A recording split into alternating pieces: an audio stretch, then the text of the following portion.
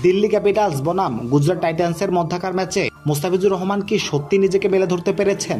মুস্তাফিজুর রহমানের দারুণ কামব্যাক করেছে, ভালো বল করেছে, এটা সত্য।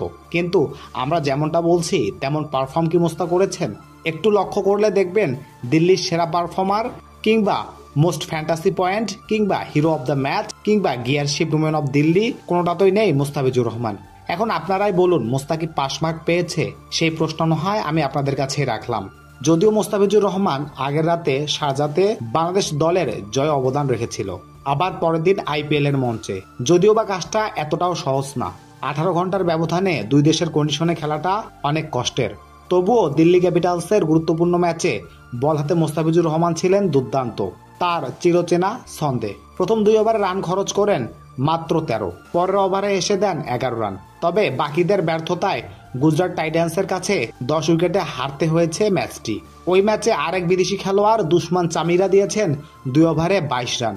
ম্যাচ শেষে মুস্তাফিজুর রহমানের কথা বলতে ভুলেননি দিল্লির অধিনায়ক অক্ষর প্যাটেল। তিনি বলেন, টার্গেট অনেক ভালো ছিল, তারা খুব ভালো ব্যাট করেছে, আমাদের বোলাররা চেষ্টা করেছে, কিন্তু দিনটা আমাদের ছিল না। ফিজ লম্বা জার্নি করে মাঠে নেমেছে, তার পক্ষে সহজ ছিল না ব্যাপারটা।